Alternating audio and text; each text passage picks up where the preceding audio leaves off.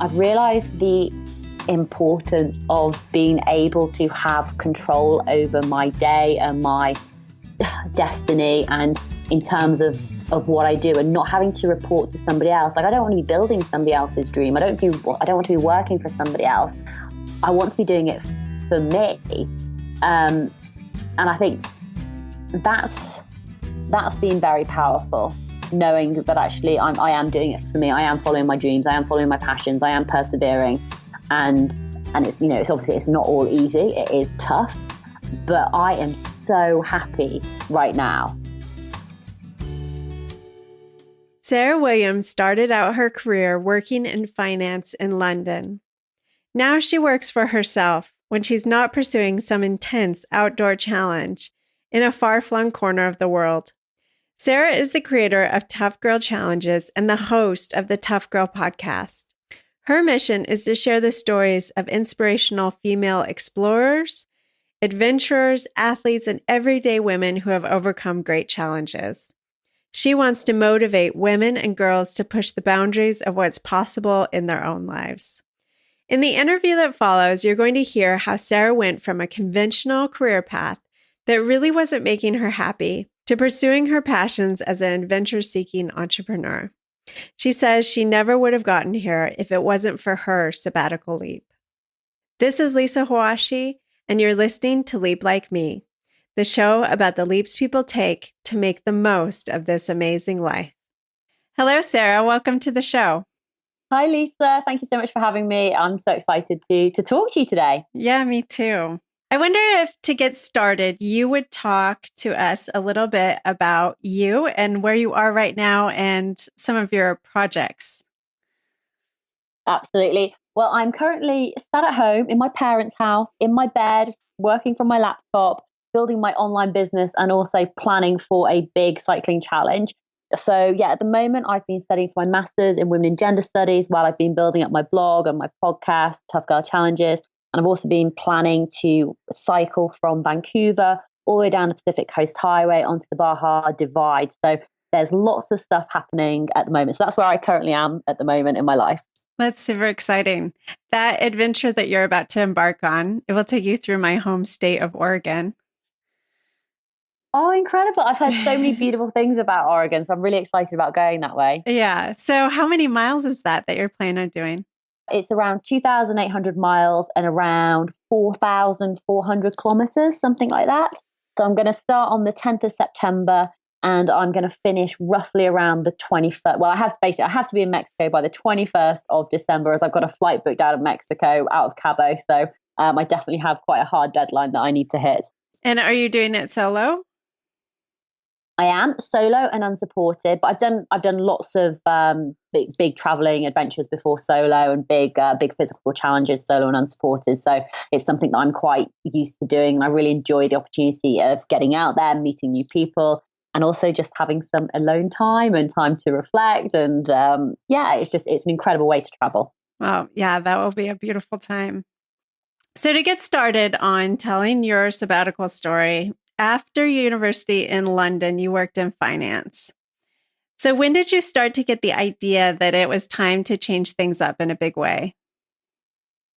To be honest, it all started to happen so gradually. So exactly as you said, I finished university, I headed down to London, I started working in finance, and I did it for 8 years. And to be honest, I thought that was the path that I was meant to be on. I enjoyed it. I was well paid for what I was doing. I was being mentally stimulated. I felt everything was really good in my life. And I'm also an incredibly positive person. And sometimes I don't necessarily recognize the signs that I'm being given. And it took me a while to realize that actually, do you know what? I'm really miserable. I'm really not happy doing this. I don't want to spend the next 20 or 30 years of my life sat behind a desk, working crazy hours, being addicted to my BlackBerry, being stressed constantly, as in, wake up in the middle of the night and wondering, has that gone through? Has that happened? Oh my goodness, have I spoken to that person? Have I done X? Have I done Y? And it sort of gradually built up over time until it got to that point where I thought, actually, do you know what? I just can't do this anymore. I'm so miserable in my life that actually something has to change, because I was starting to change as a person. I was starting to be very grey, very down, just not myself anymore. And yeah, it was basically time to take that leap. And how old were you at that point? So I was 32. I'd just been promoted the year before, and it was the start of 2013. And when you have to really start to gear yourself up, like to mentally get yourself in that place where you think, right, okay, what do I need to do to get to the next level? What are the targets in place? What actions do I need to take? What's my plan of action? And to even get to that point where I was psyching myself up, I mean, it was taking so much energy out of me. And I just sort of realized I don't want to be wasting my energy in this way. This isn't going to be making me happy. So what happened next? So basically, I was in this fortunate position. I wasn't married. I didn't have a mortgage. I didn't have children. I did have savings. And things basically just came to a head. And I just thought, I need to leave. I've got to make this change. So initially I thought, what, I'm going to take a year off. A year's a good amount of time. I can go traveling. I can sort my head out. Maybe I'm going through burnout. Maybe I just need, to work in a different environment. Maybe I need a complete change of career, change of direction. And to be honest, I didn't really have any set plans, but I ended up leaving in March 2013. And I started going traveling. I went to visit family over in Australia. My sister wanted to go and climb Kilimanjaro. So we headed off to Africa to climb the highest mountain in Africa. I headed off to South America myself to do some solo backpacking. So I flew into Peru and then bought another ticket out of Rio and spent a lot of time traveling over there, which was incredible. I worked 6 months doing a ski season out in Switzerland before finally, spending all my money and having to move home back in with my parents when I was 33. So lots of change, quite a crazy 18 months. But it was during that time that I really got to think about my life. What do I want to do? What do I enjoy doing? What are my interests? What are my hobbies? Do I want to work for other people? Do I want to work for myself? And when I was in South America, I finally had this opportunity to think, because sometimes we're so busy existing, we're so busy living our lives, getting up, getting dressed, going to work, coming home, doing all the jobs, and the days just go by, and the weeks just go by, and the months just go by, and the years just go by before you suddenly look up and think, hold on, am I even on the right path? Do I even enjoy what I'm doing? So by getting away from it all, getting away from my family, getting away from my friends, getting away from normal society, it allowed me this freedom and this opportunity to really ask myself those important questions. And I journaled a lot. I wrote it all down. And it was while I was over there, I started to get this idea about my passions and my interests, which were travel and adventure. But I was also very passionate about helping to motivate and inspire women and girls. And I wanted to put this all together. And that's where Tough Girl Challenges came from. I wanted it to be tough, but also feminine. I wanted to show women out there that actually they could go out and do crazy big physical challenges but still be feminine at the same time. And it started out as a blog, and then it evolved into a podcast, and then it's evolved into vlogs, and I've written 3 books with it. So it's been this incredible journey since, really. So you've been on this new journey for 5 years or so. Yeah, pretty much. I don't even know where the time has gone. It's flown by. It's ridiculous. Oh, you've done a lot. You've been a lot of places. So to go back to that moment, there's so many parts of your story I want to get into deeper, but let's rewind and go back to that moment of you giving your job up. How did that actually feel for you? To be honest, I felt like a complete and utter failure. I thought, why am I not happy? I should be happy. I'm in a well-paid job. It's with a great company. I've got friends. I've got this great lifestyle in London. And to be honest, after handing in my notice, my first thoughts were, I'm such a failure. Why can I make it work? Why aren't I happy doing this? And to be honest, I did spend the next 18 months, don't get me wrong, it was incredible and it was great to travel and to meet all these people. But also at the same time, I felt very, very lost. I wasn't sure what my purpose was, what my direction was. So previously, I knew what I was working towards. I knew my career path structure. I knew how many years I had to work to reach the next level and what the next level was and what I had to do to achieve it. When suddenly you get all of this freedom and you have all this incredible opportunity ahead of you about what you can do, where you can go, it sometimes becomes even harder to actually make a decision. So it was such a challenging time period to go through, but it was something that I needed to go through to get to the other side, to start making those changes, to start doing actually what I wanted to do. it definitely wasn't all sunshine and roses. And I think sometimes people can see that from the outside, because I had lots of people say to me, "Oh, Sarah, you're so brave for doing that." And it's like, I don't think it was being brave. I think it was the point where I didn't have any other choice. I just had to make this change. Yeah, it's almost like a moment of surrender in some ways. And it can feel so humbling. I mean, remembering back to that own moment in my life when I decided to quit my job and go on this journey, it was like I was trying to bring structure to what really was a feeling of being lost. And it can be, I was at a similar age. I was 34, and it felt kind of even embarrassing to be at 34 and to have to kind of admit, okay, I'm totally lost and I have to go figure something out. And I don't know what I'm doing with my life. Right. I'm from the outside, I'm supposed to be knowing what I'm doing with my life. Oh, absolutely. Especially when you reach your 30s, you should have it all figured out. And I just didn't at all. To go into the reactions of the people around you, were your family and friends surprised? I don't think my family was. I think they realized how unhappy I was. And I think they were initially supportive of, me taking this year out. And I think so were my friends as well. I think initially, because I didn't really know what I was doing, it was like, I'm going to take a year out. I'm going to go traveling. It's going to be awesome. It's going to be fine. I think it's after that when suddenly it starts to become, when are you going to get a job? When are you going to go back into banking? Or what are you going to do next? Or when are you going to get paid employment? So they almost looked at Tough Girl Challenges as this hobby of mine, as this thing I was just doing to pass the time. Whereas deep down inside, I knew that I wanted to make this my life. I wanted to make this living. I wanted to make this, a business that I could take anywhere in the world. I could be a digital nomad, and that I would have all of this freedom. And I don't think many people get it or understand it. And I also don't think people really appreciate how hard it is to create your own business, to build a business. And it looks very easy on social media when people see me sharing images of me going to the gym, or sharing images of me writing blog posts, or, what I'm doing, or doing interviews for podcasts. And everyone thinks, oh, it's so easy. And actually, until you've gone away, until you've, tried to get guests on your podcast, tried to edit podcast episodes, tried to promote your podcast, your blog, your business, tried to sell stuff, try to build an audience, try to build a community, people just have no idea the hard work that it takes. And it certainly opened my eyes up to the realities of what it was like to be an entrepreneur out there and trying to do my own thing, trying to pave this pathway, especially for other women. And I'd say it's taken friends and family maybe 3 or 4 years to suddenly realize, oh, hold on, actually, she's doing pretty well at this. Oh, her blog got nominated for national awards. Oh, her podcast won a national award. Oh, she got flown over to Germany to a conference. And I think little things like that happen. And then when you start hitting bigger and bigger milestones, so you reach, 500,000 downloads on your podcast, you listen to in 174 countries around the world, it's suddenly like, oh, this is not just a hobby. This is, wow, like she's actually doing this and has done it. I mean, the other thing I'd say as well is I don't think friends and family are necessarily your target audience. So you would expect your friends and family to be supportive. But I know the majority of my friends haven't liked my Facebook page. They don't listen to my podcast.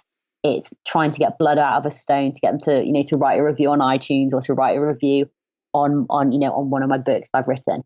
But that's okay, because they're not your tribe, they're not your audience.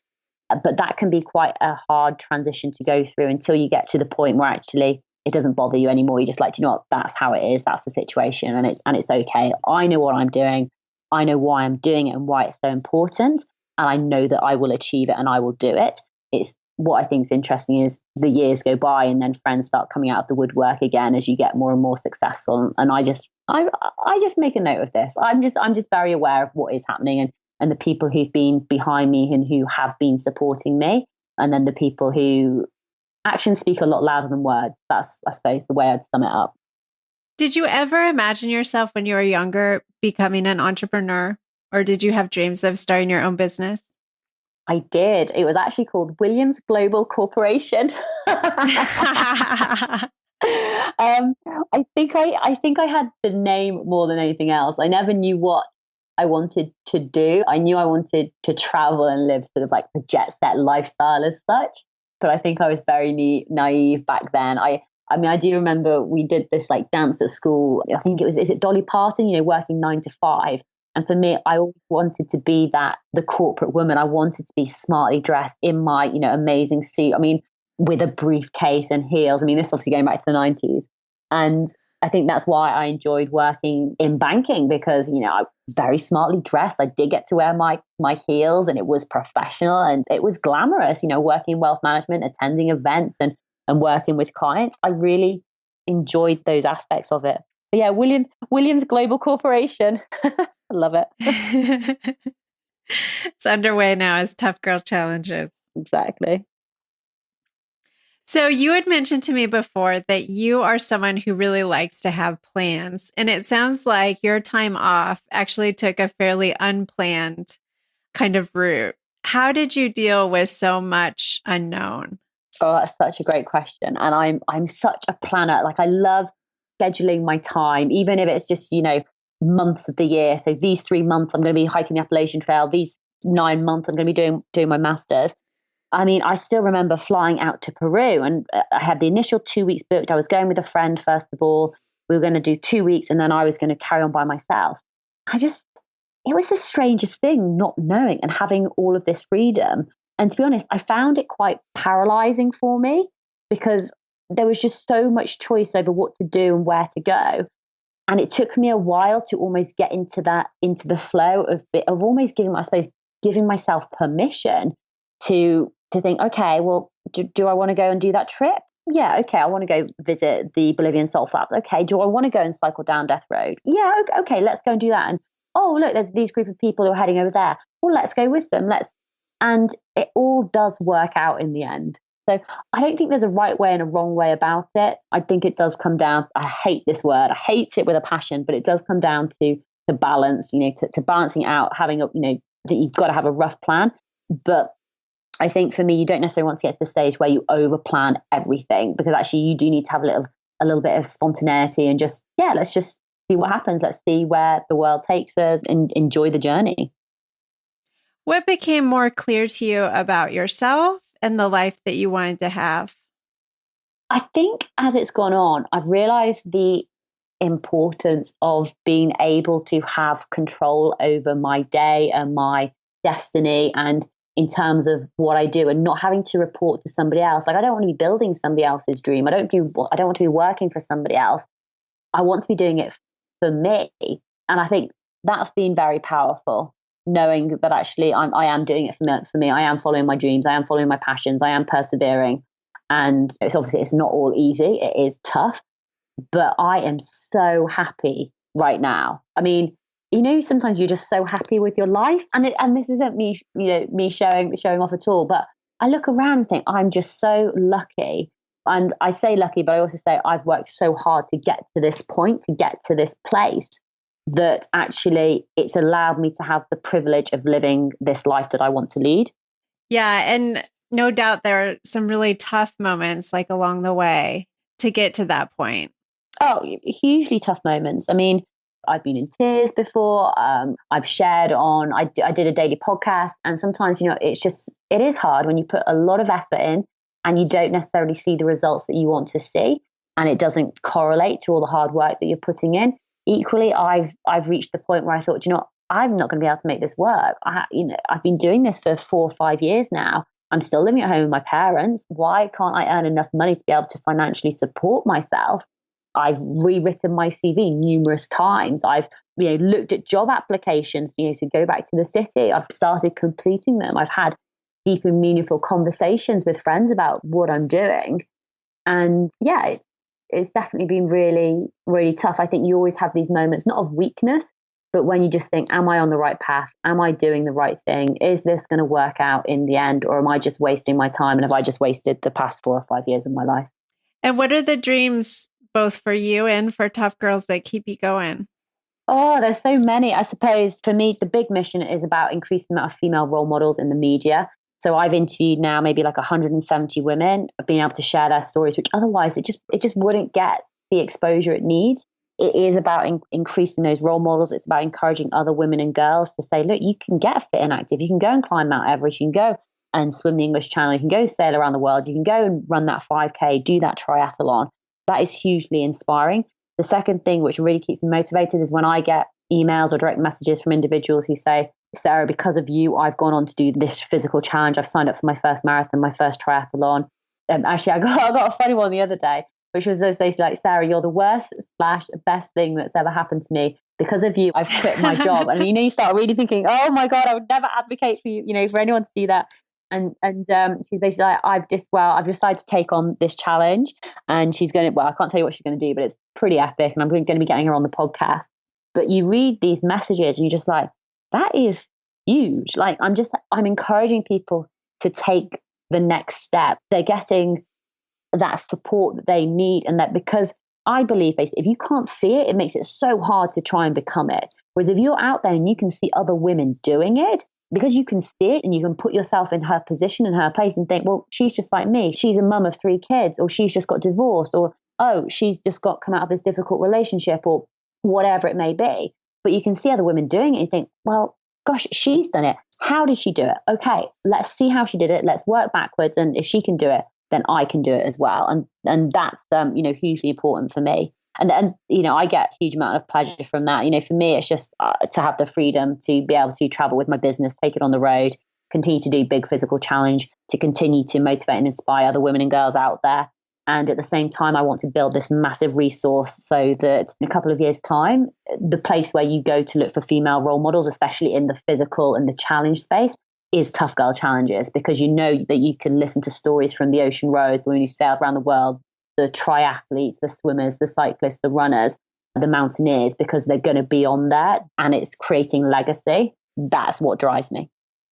So like you said, you've interviewed nearly 200 women adventurers on your podcast.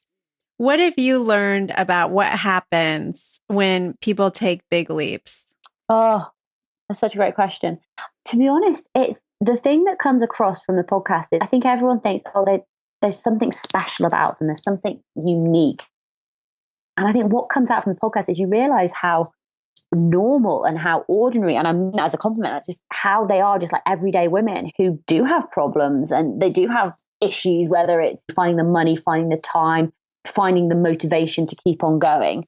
And from that, it's been these lessons that they've shared. And it does come back to what we were talking about earlier about that perseverance and that determination and that focus, but also the importance of having a goal. I think the key thing as well that comes out is it's just starting. That's the problem. This is what people end up doing. A lot of women, some women I've spoken to, they've had a dream for 10 years and it took them 10 years to take the first step. It took them 15 years to achieve their goal. And the reason is that people start thinking about some challenge that they want to do and they overthink it. Instead of thinking about every reason why they could achieve it, they start going through every reason why they can't. And when people realize that, and I've had women in their 40s and 50s on the podcast saying, I've wanted to do this since I was 20 years old and I haven't done it until I reached my 40s. And it just makes you think life is too short. You're never going to be ready to do it, to start. And you just have to start. You just have to take that first step. And once you take the first step, you do start building momentum and things do start moving forward. But it is about starting. Yeah, I so hear that. And that's, for me as a coach, that's like my number one moment when I work with people, because that moment is so hard, like you said. And I love how you said it about that you start thinking about all the negatives and why you can't possibly do it, rather than all the amazing things you could possibly get from it and the characteristics and strengths you have that are going to support you along the way. And it's also, I think it's these internal fears that women, men have them as well, but definitely fears of, well, what if I fail? What are people going to think about me? What if I can't do this? And actually, they are valid fears and everybody has them. But sometimes you almost realize, that actually, if you do fail at something, you haven't necessarily failed. You just learn from that. And I always think, well, flip the script, really. If you've got a friend and they tried to do something and they didn't complete it, say, what would your reaction be? 9 times out of 10, well, it should be 10 times out of 10. If they're a good friend, it will be support, it will be love, it will be encouragement, because that's what you'd be giving out and that's what you get back from your friends. And if you're having people in your life telling you, well, I knew you couldn't do it, or anything like that, cut those people out of your life right now, because they are not your friends at all. They are holding you back and they are stopping you, and it's making them feel better to do that. So yeah, it is about facing that fear and starting. Also, given what you've heard from all these different women, what do you think is one of the greatest myths about going after your dreams that you want to debunk? Luck. Luck, well, it's okay for you. And I did this thing in 2017 where I followed 7 ordinary women throughout the year of 2017. And we started at the end of the year with what their goals were. One of the women called Laura Try, her goal was to row around Great Britain. And we followed her journey. And every month, it was one of the most difficult conversations I've ever had because she needed to raise £25,000.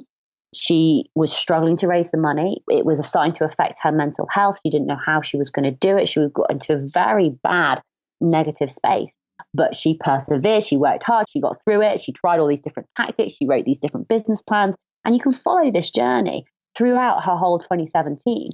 But what's really interesting is she wrote a blog post and somebody basically said to her, "Oh, you're so lucky to be rowing around Great Britain." I just want that debunked straight away because it's not luck. Luck has nothing to do with it. It came down to hard work and perseverance. And anybody who followed her story was just like, hold on. She was getting up at 4 a.m, working through till midnight every single day. She was making hundreds of phone calls, sending hundreds of emails. She was knocking on doors to raise this £25,000. 2 weeks before she got to row around Great Britain, she got like a big sponsor on board, which helped to push her over to meet the target that she needed. And it was the fact that people thought she was lucky. And it's like, no, luck doesn't come down to this.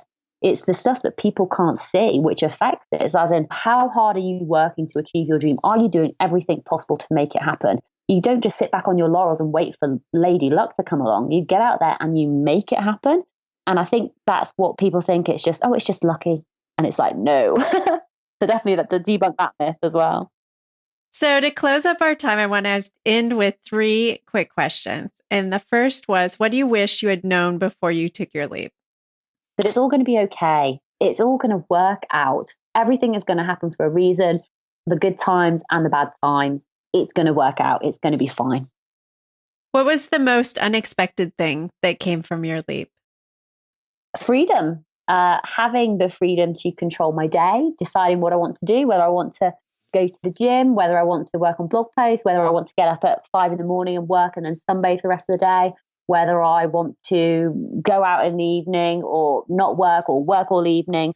Just having this freedom of choice about what I do and where I work. I just love that. I mean, I don't know actually if it was necessarily unexpected, but how much pleasure it's given me is definitely unexpected.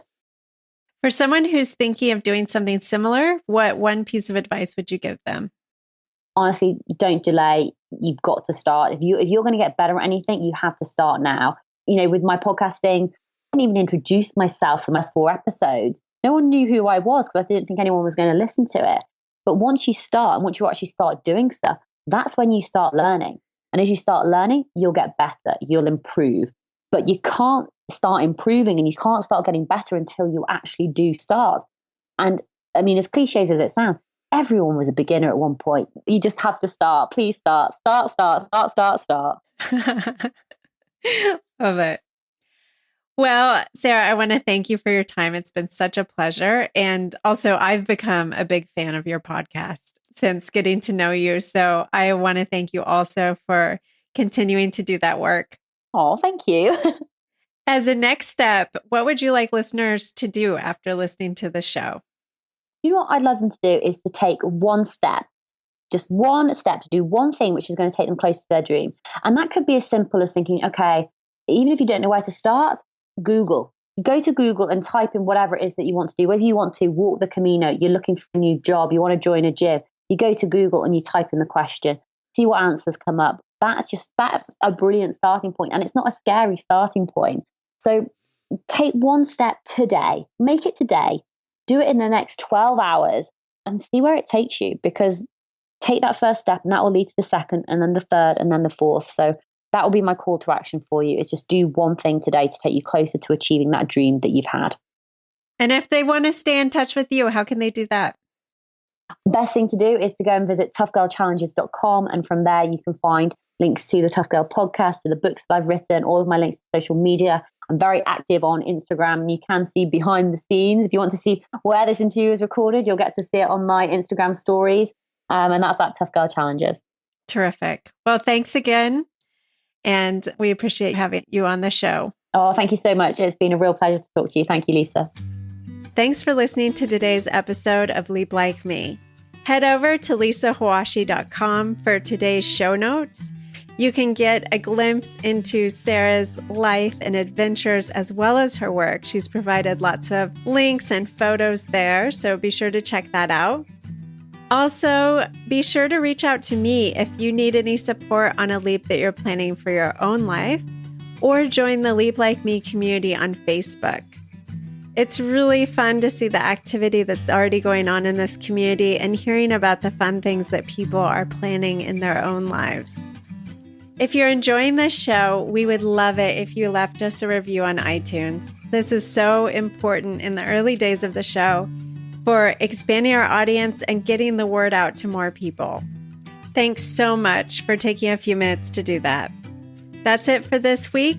Thanks again for listening to Leap Like Me.